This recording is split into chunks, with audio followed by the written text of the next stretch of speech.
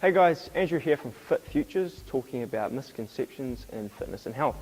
Today I'm going to be talking about women's protein powders and the idea that a lot of people think that women need specific protein powders different to men. You see it all the time, new supplement companies coming out with the new latest tub of protein. They've slapped on a pink label and put fancy words like light and toning and market it especially towards women. It's marketing schemes like this which have led to people to believe that women require different protein powders and supplements in general to men.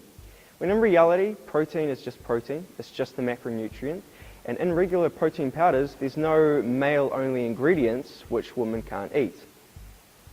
The other thing is that these women-specific protein powders are often, the prices are inflated, so it is just a marketing scheme to make more money. Get the same protein that men do. For more muscle building tips, tune in next time.